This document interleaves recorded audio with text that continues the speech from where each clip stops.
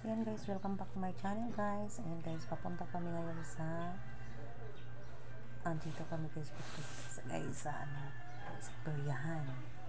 So ayan. So dito kami sa Kanituan, going to Kanituan guys, Cagayan de Oro City. So ayan, papunta na kami sa peryahan guys kasi karawan ng asawa ko ngayon guys. So ayan, nandito na kami guys kasi gusto niya magpunta kami dito kasi naman kami naghahanda ng kanyang birthday. So ito na lang yung pasyalan namin. So ayan, gusto niya din yung ipasyal yung anak ko guys, yung bunso namin. So may Ferris wheel dito guys. Ayan.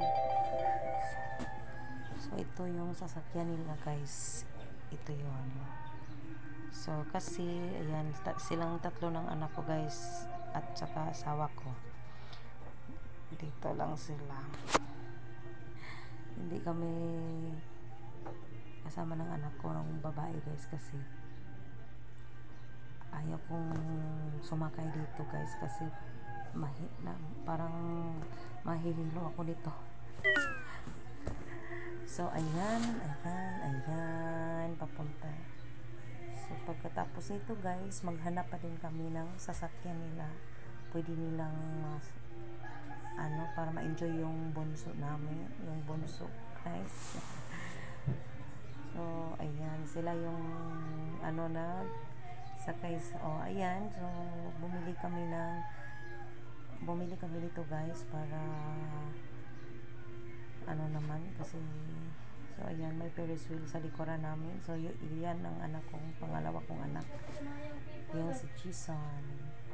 So ayan nila sumakay dyan kasi nakatakot. Ito yung panganay kong anak babae, yun yung naka green. So gusto nila doon sumakay sila. Iyan, so tingnan natin guys kung ba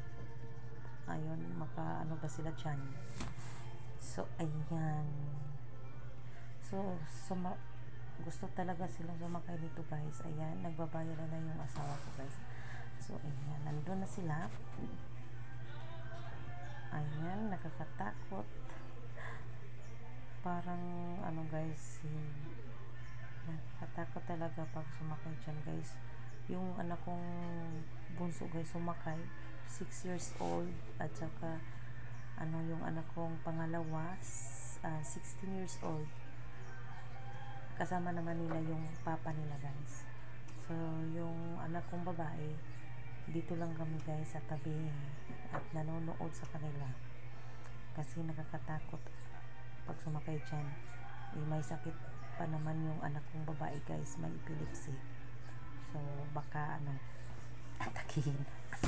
So ayan guys, so nood lang kami dito guys sa tabi-tabi.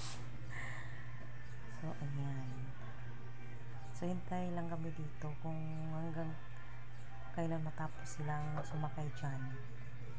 So ayan, parang bumilis yung guys, yung sinakyan nila guys. Ayan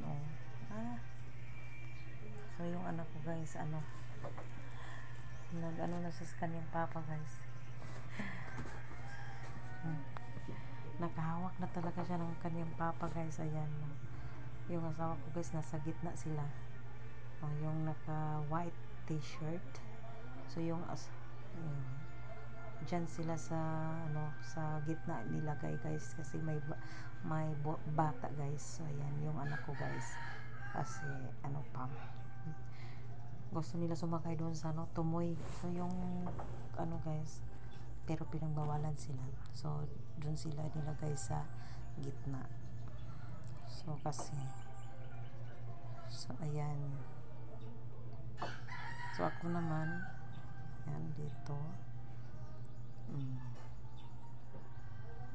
So ayan, nandito na sila guys, tapos na sila. So tingnan nyo yung anak ko guys, natatakot siya guys. So ayan, experience yung asawa ko guys. Ayan, diba? Yung anak ko guys, tingnan nyo, takot talaga siya guys. Gusto niya